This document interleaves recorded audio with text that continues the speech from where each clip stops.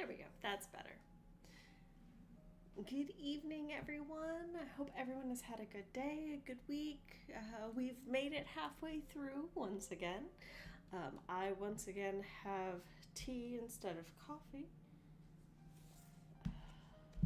So it's a nice spiced blood orange tea. But I won't be reading in silly voices, so I shouldn't have to make a second cup. Maybe I might make a second cup anyway.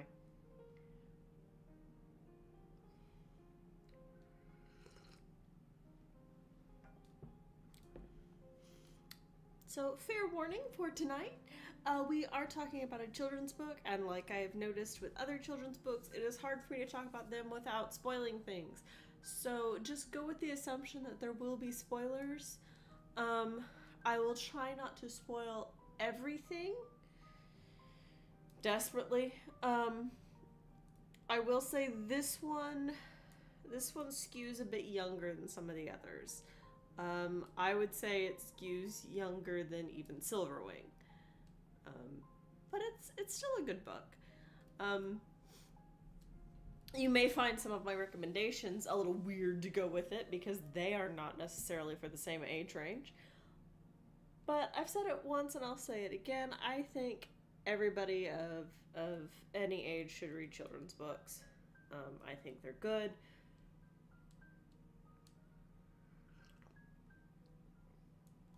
Because even if they seem simple to an adult, there are books that you read and are like very impactful as a kid that you read again as an adult and you're like, why did this mean so much to me?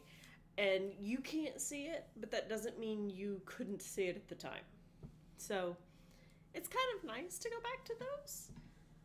And some of them stand up, some of them you don't have that experience with, but this is one of them where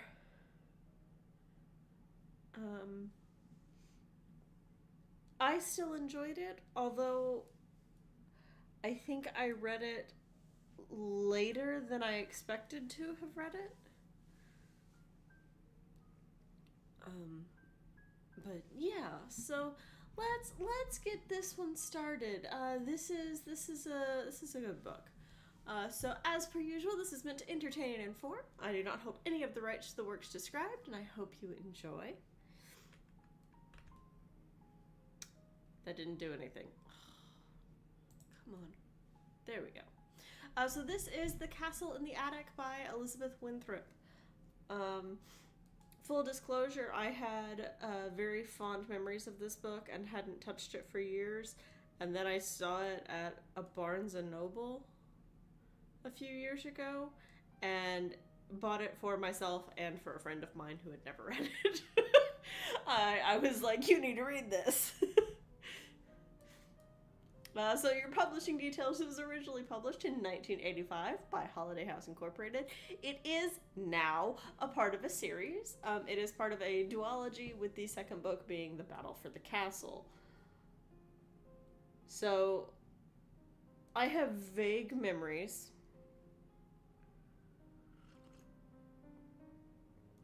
of when I read this. The Battle for the Castle wasn't brand new, but it wasn't old.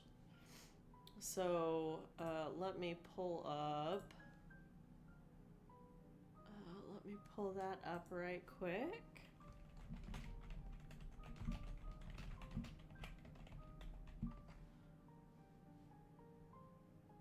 So, the sequel was published in 1993.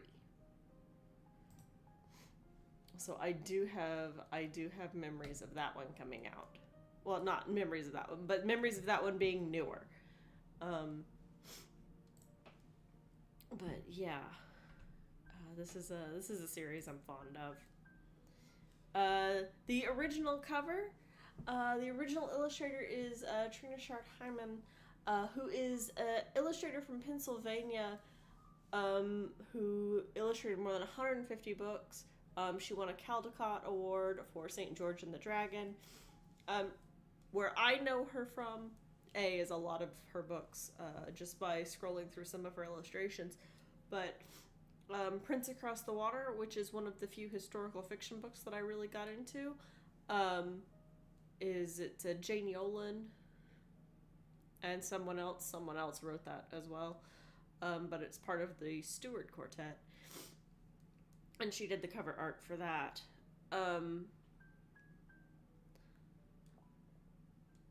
I remember this cover. It is the double-edged sword of checking books out of a library before you buy them, to see if you would like them. I have been a rereader for most of my life, so I check it out at a library to see if I want to buy it. Hi, welcome. But so the cover illustrator here, she was the art director for, I think it was Cricket Circuit, for a while. It was a publication where she worked with a lot of up-and-coming illustrators as well as established illustrators and children's book authors and the publishing wing of all of that. So like people like Tommy DePaulo and all of that. So not only was she an artist and an illustrator, but she also encouraged other artists and illustrators. The cover I actually own and reread for this one is this one, which is the 2009 Yearling cover by Dan Craig, who is a Minnesota artist. He does a little bit of everything. He did advertising. He does book illustrations. That's his primary thing right now. But he's also done like posters for the New York City Opera.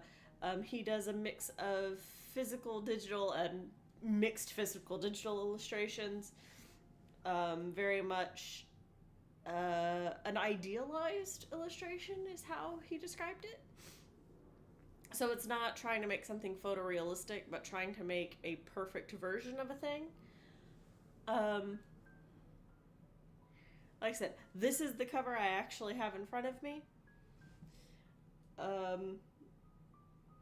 And like one of the interviews that I saw, he talked about how he would use Photoshop in addition to traditional art and merge the two.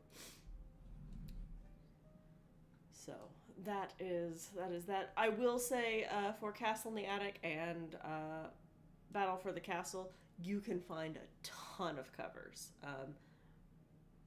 These are books that had a bunch of different covers. I was flipping through covers to see if I could find illustrators, and some of them I could and some of them I couldn't, so I just included these two that I could find the illustrators on. But some of them I was like, oh, I've seen that cover. And like I said, they had an anniversary recently, so they are available at the moment. The author is Elizabeth Winthrop. She's the author of more than 60 works of fiction, has written for children and adults. She's written novels, short stories, and poetry. She has two different memoirs. She has a miniature memoir and then a larger memoir that was published in 2002 called Daughter of Spies, Wartime Secrets, Family Lies. It's one of those things where I was doing a little bit of research and I'm like, oh, that sounds interesting, and I'm not a person who really cares about nonfiction. That sounds terrible. But it's true. Most of the nonfiction I get into because I'm interested in something else and they connect. So I was interested in Egyptian mythology, so I got interested in ancient Egypt and the history around it, and that led me into like some of their arts, and it's a big old stream of consciousness noodle here. That is how my interest goes. But this does sound interesting. So she does have two memoirs, and she is still alive and still will do library appearances.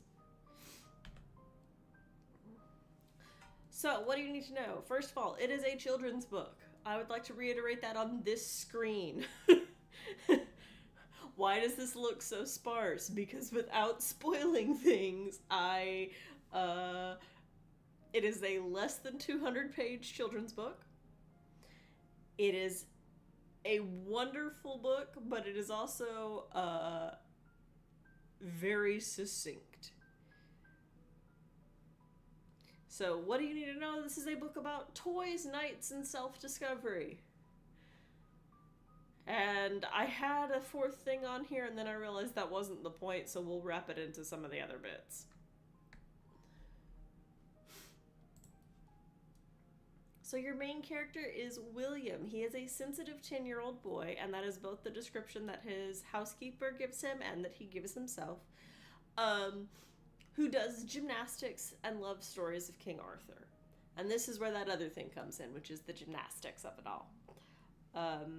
It is a major theme throughout this that he is working on a routine for a competition, and that he needs to get a particular move down, and his housekeeper, Nanny, has been his spotter for years.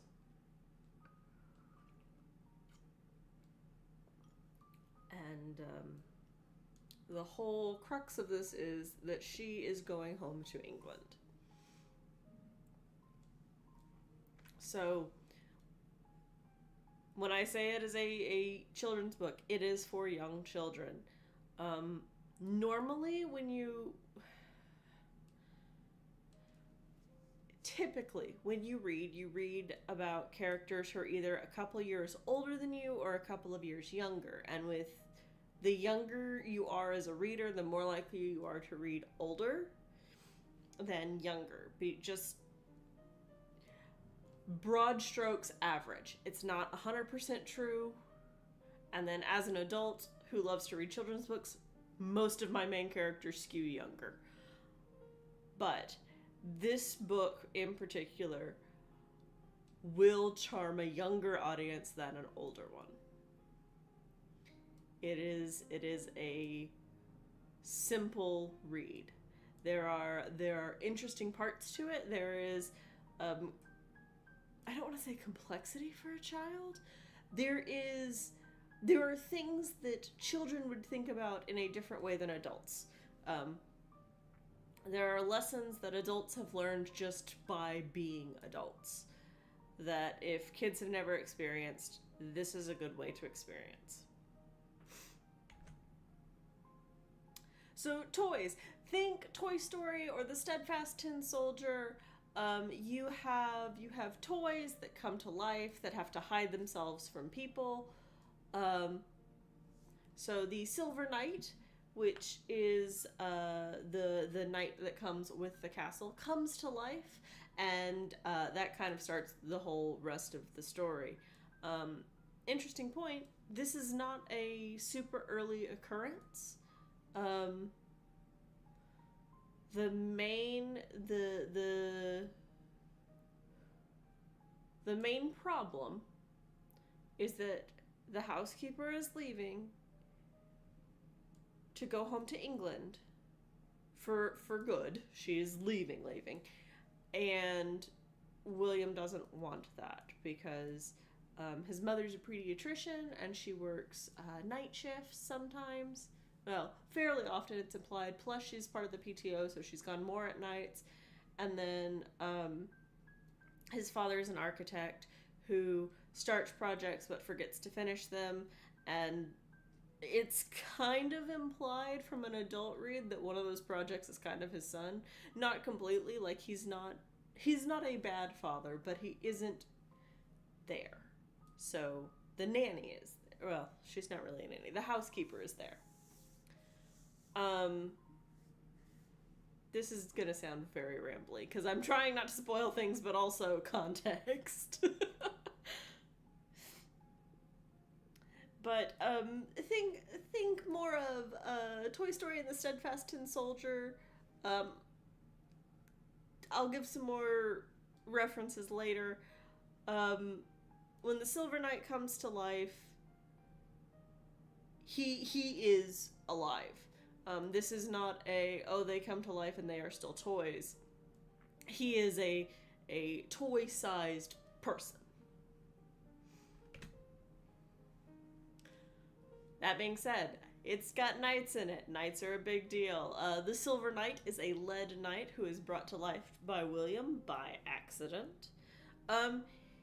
He acts like all of the good parts of Lancelot without, like, the Guinevere bits. Like, he would like a lady, but also you don't get the impression that he is going to take a lady.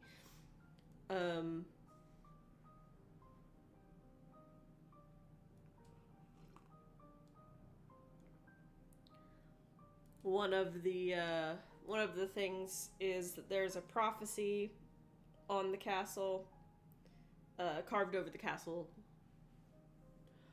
and it speaks of a lady, a knight, and a squire. Squire? Page. I want to say squire.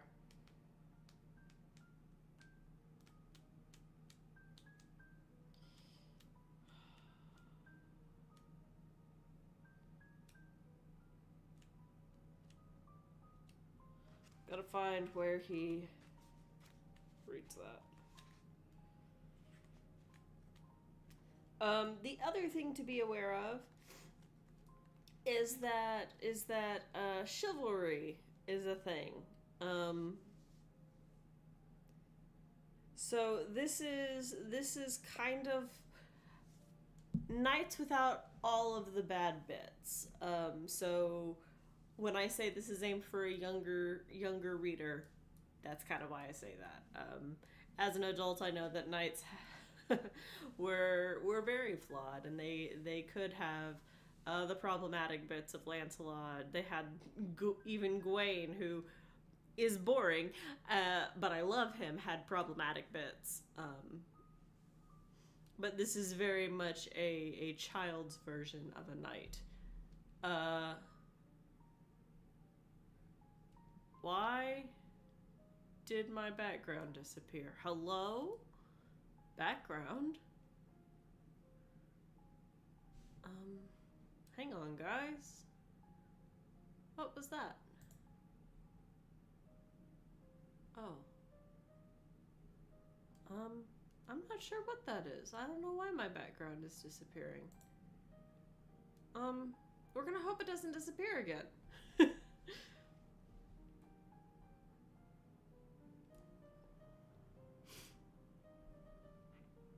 And it is a story of self-discovery. It is not a full coming of age. William is still a 10-year-old boy, after all. There is a learning curve. It's closer to taking training wheels off of a bike and then actually a boy becoming a man.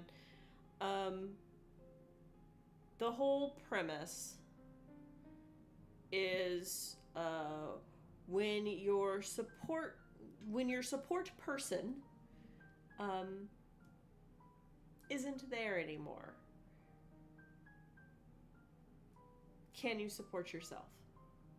And what does supporting yourself mean? When no one who knows you is looking at you, what are you going to do?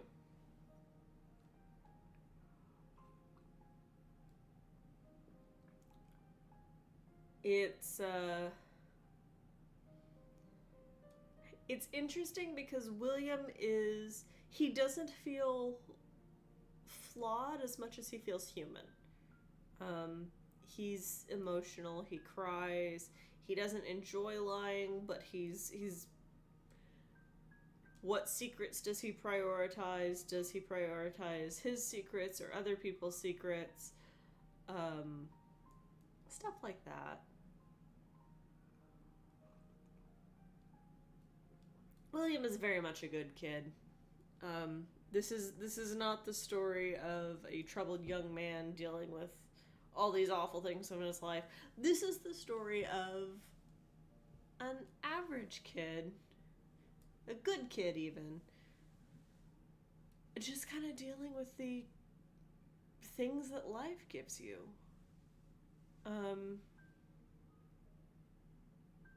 And it's kind of nice that for once it's not It's not the scrappy underdog, and it's not the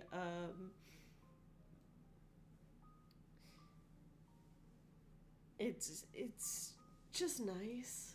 I don't know how to explain it beyond that. So, for recommendations, so for toys and other small things, the only reason it says other small things is because I threw the borrowers in here. But The Indian in the Cupboard by Lynn Reed Banks. Um, I'm sure many people have seen the movie. If you've read the book, it's along the same lines.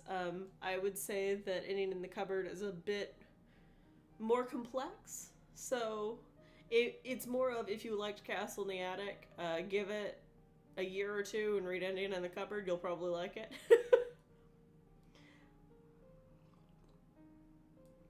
The Borrowers by Mary Norton. Or if you like it, The Secret Life of Arrietty, the Studio Ghibli movie, is based off of The Borrowers.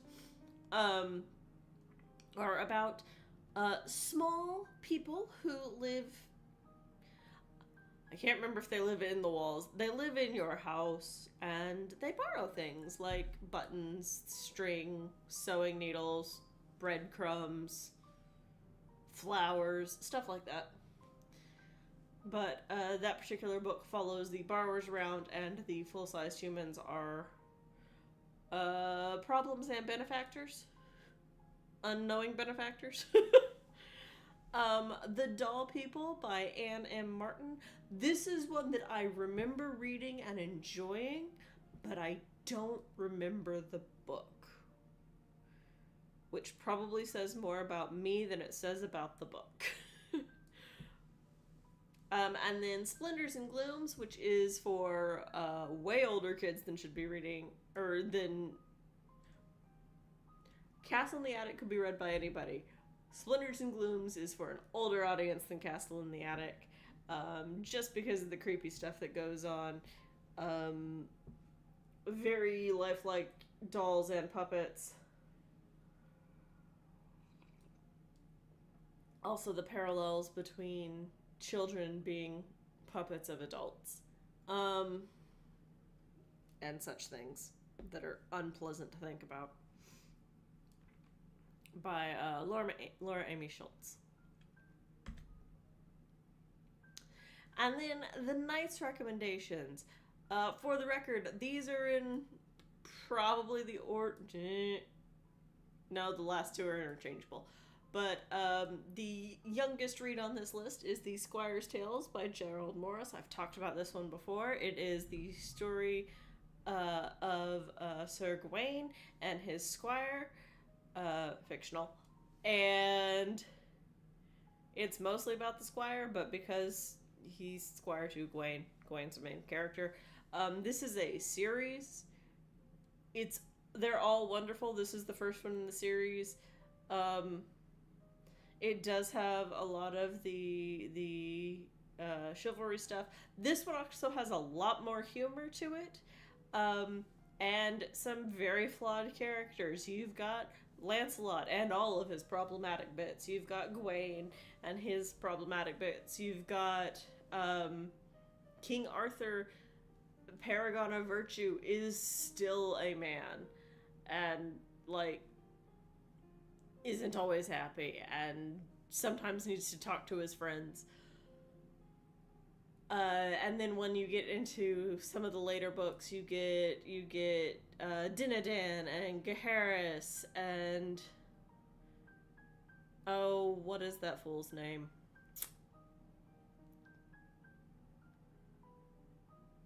Galahad.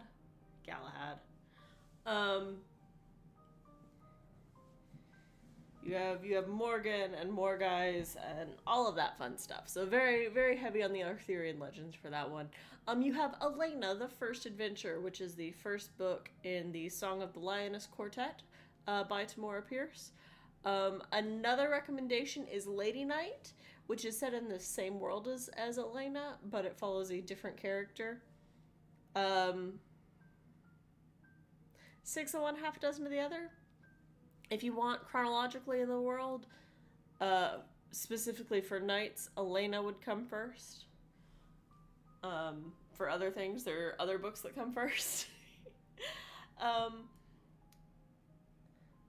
but basically, what you need to know for Elena is that Lady Knights, once upon a time, were a thing. By the time of this book, they are not a thing, and Elena disagrees with that opinion.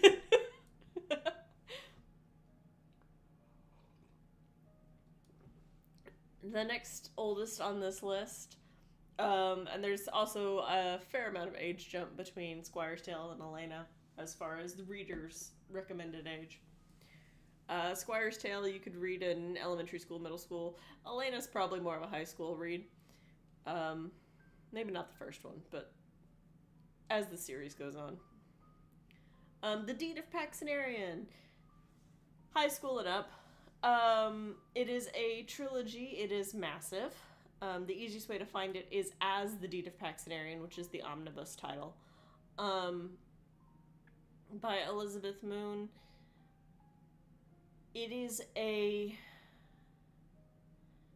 How do I explain this? It's got knights in it. It's not initially about a knight, but the concept of knighthood and combat and honor and your code of ethics, and does your code of ethics line up with the person who you're following for whatever reason, whether it is in Paxenarian there are mercenary companies, and then beyond that there are the people who hire the mercenary companies, various kingdoms and duchies.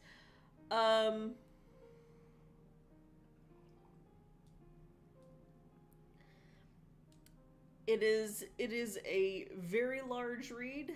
I highly recommend it. It's not light, and while there are moments of levity, I would also say it is far more serious. So somewhere in between Tolkien's level of descriptions and C.S. Lewis's level of actual entertainment. Because as much as I love Tolkien, and I do love Tolkien, even I will admit Tolkien can be dry. Sometimes it is a delight, and sometimes you're just like, I'm gonna skip this part now. And then Black Horses for the King by Anne McCaffrey is another one about King Arthur, specifically about how and where he got the black horses for him and his knights to ride. It is a historical fiction that leans towards the more historical side of parts of it, but of course it's got some of the more mythical side of King Arthur because, you know, King Arthur. I greatly enjoyed it because it was yet another horse book in the same way I liked Blood Red Horse.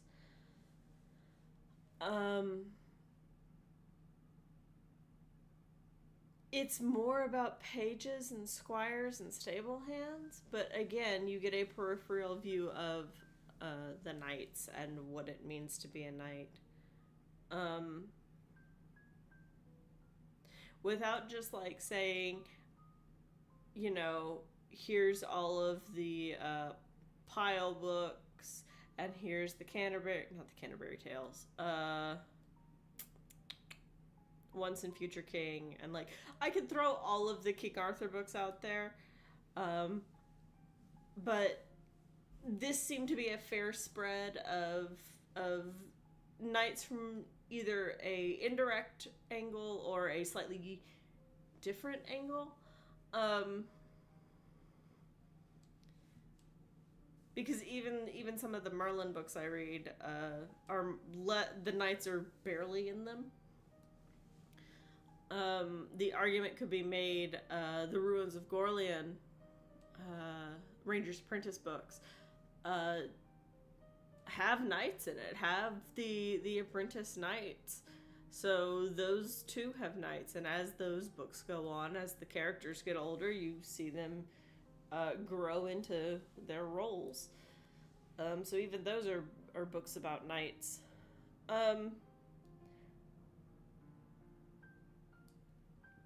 Castle in the Attic is a lot of it's simple. That's not to say it's bad, but it is to say if you go into it expecting a really complex, convoluted read, that's not what you're getting.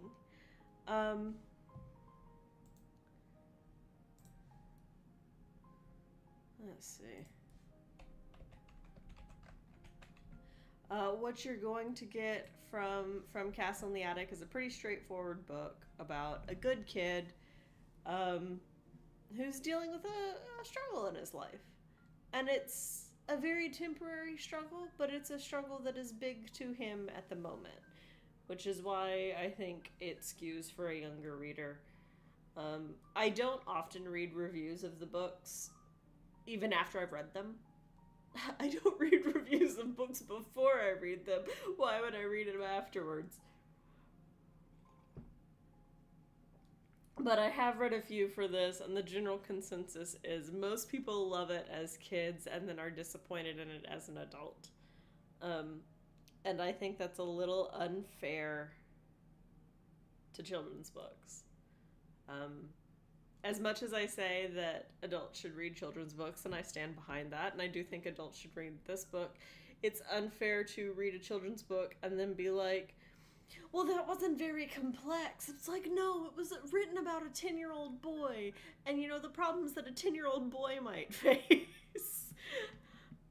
Not the problems of, you know, an adult who pays rent and taxes. It's like, what affects him in this moment? That's what's important to him. He's not thinking ahead, and because he's 10, it's young enough that they're not really thinking about, grades and college and any of that. The gymnastics is an important bit. He wants to do well at that. He's doing competitions, and he wants to make his coach happy. But even then, there's something, it's something he does both as an expectation and for fun. It doesn't feel like he's hung his everything on that. Like he still has stuffed animals that he cares about, and he cares about the housekeeper.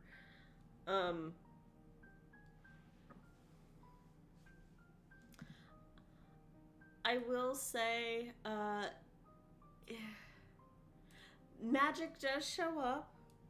I mean, obviously, the Silver Knight comes to life, but it's both not really the point and just sort of a vehicle for the story.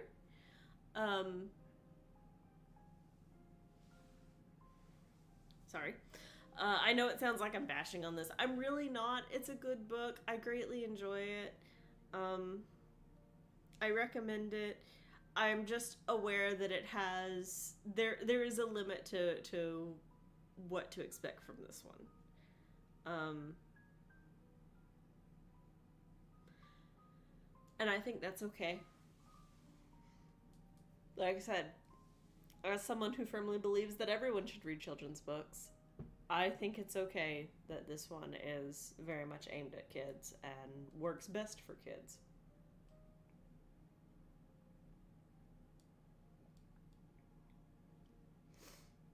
It's like being mad that a playground, doesn't fit an adult. Well, it's not really made for you.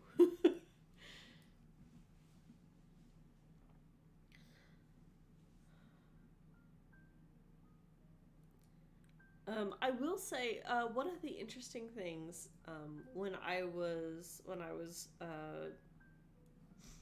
putting all this together and looking into my recommendations and all is trying to remember the books I read at the same time I read this, and realizing that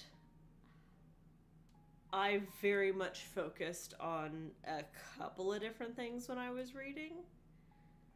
Because I'm like, oh, what would I have read at the same time I read this? And I'm like, oh, well, this would have been before Redwall, and it would have been possibly before Lord of the Rings, but probably not before The Hobbit, so probably 3rd grade. And then I read Redwall in 4th grade.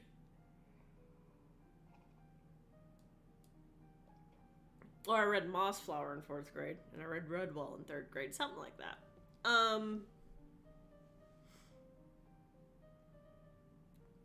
But I probably would have read it at the same time as I read The Magic Attic Club, and I was reading American Girl, and other books that are pretty straightforward. Like, sure, there's the historical aspect of the American Girl books, and there's a historical aspect to The Magic Attic Club, but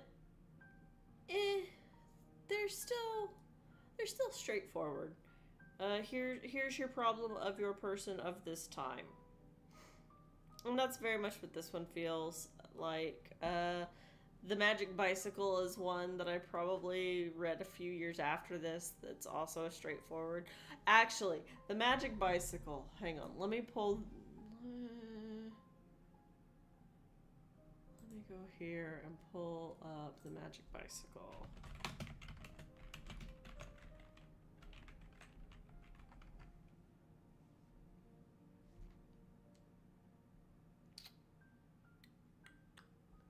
So, The Magic Bicycle, you can buy it for $6.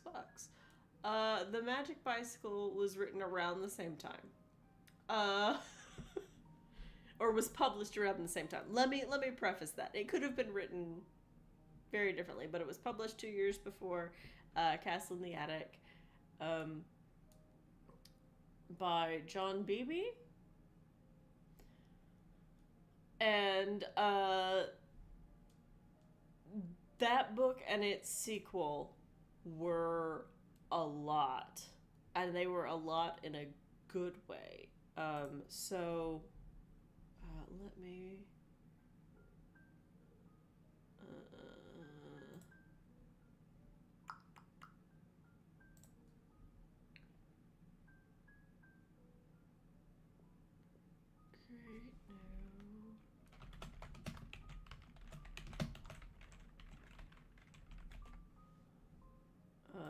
That's not how you spell that.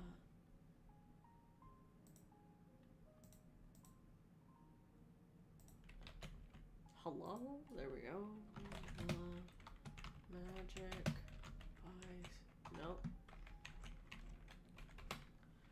Bicycle by John. How does he spell his name? Sir, how do you spell your name?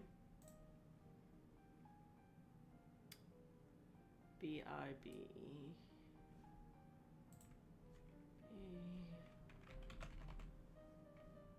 And then the sequel.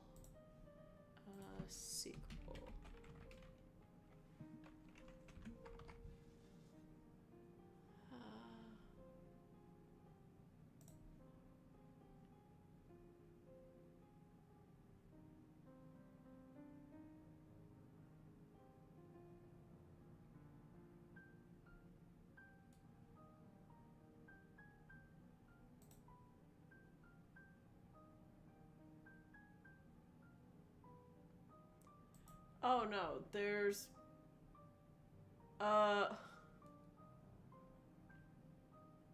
wait a minute.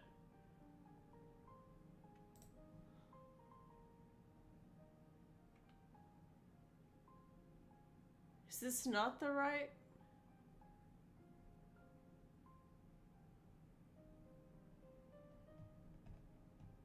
I am suddenly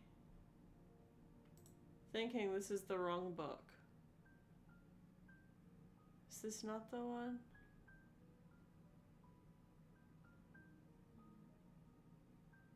Wait, no, this isn't the right book. No, the other Magic Bicycle. Oh no. Alright, hang on, guys. Here I was thinking I was recommending a great book, and this is the wrong one. Hang on.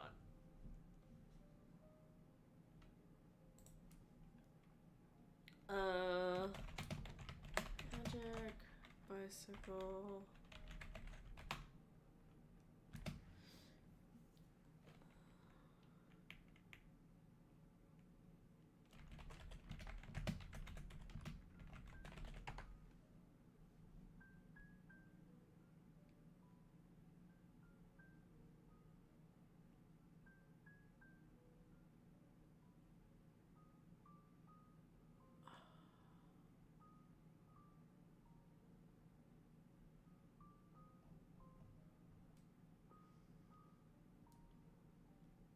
Is it this one?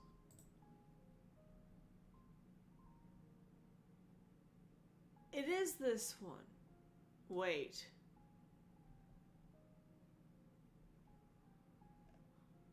Why does this look all weird?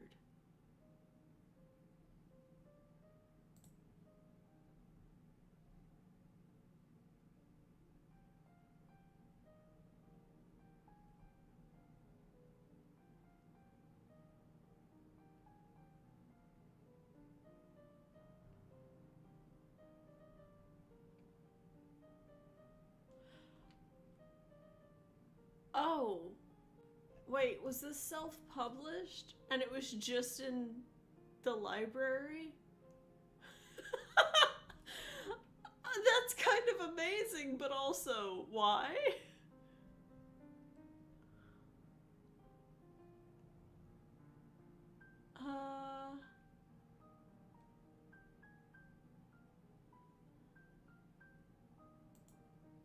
What?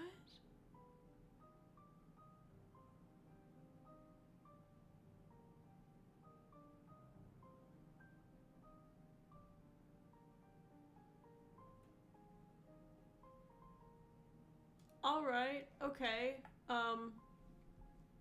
Right. So, different magic bicycle.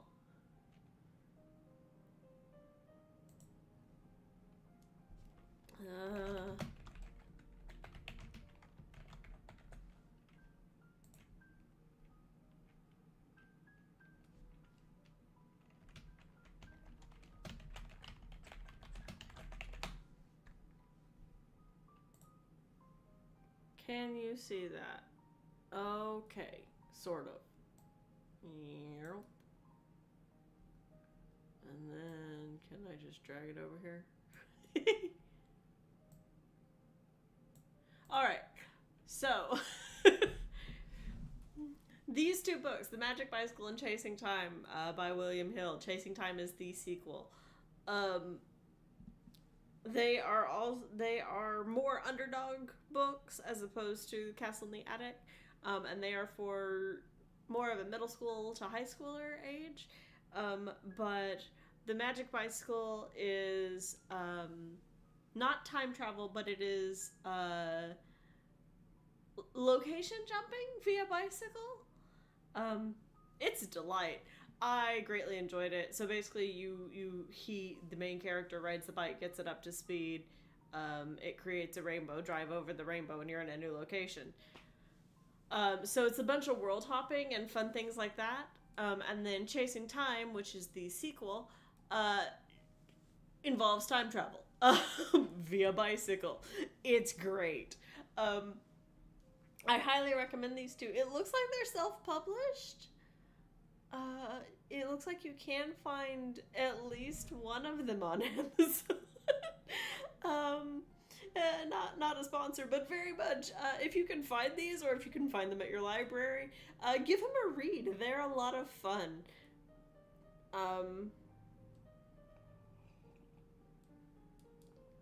They are a little more of the kid being picked on type, where finds bicycle, tries to get away from people. Oopsie, I've teleported. But I remember having a lot of fun with these. And that was back when I was still reading more fantasy books that were set in the real world or close to it. So yeah, I didn't know I had to specify which magic bicycle I was looking for. I didn't know... can I look for it? Hang on.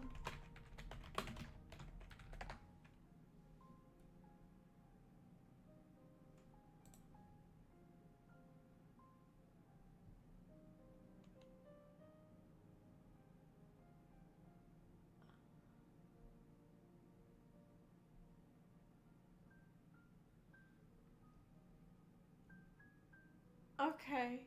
So people do remember reading it. Thank goodness. Good to know that I wasn't imagining this book. I can find it.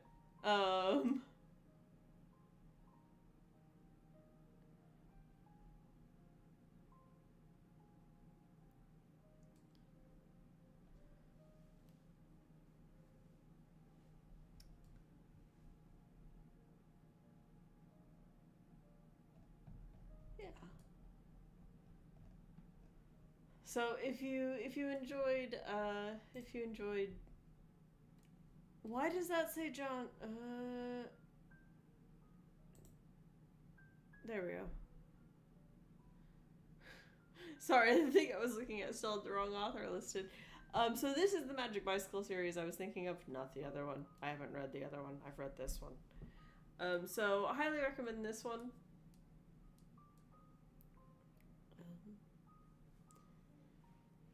It's,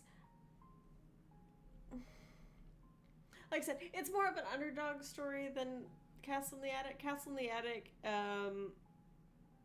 there are problems in his life, in William's life, but he's mostly okay. The Magic Bicycle, there are some major problems, but it's still coping and dealing, and how do you do? So yeah, I'm not sure what book I'm picking next time. I think it's very much going to be a random draw. I may try to do a YA book so I don't have to dance around a less than 200-page book again. As much as I enjoy reading some of them, I really should read more than one of them when I'm gonna talk about them, just because they are so short. But yeah, I may grab another YA book off my shelf. Probably another blind read, as opposed to a reread. But yeah, I will see you in 2 weeks. Have a good night.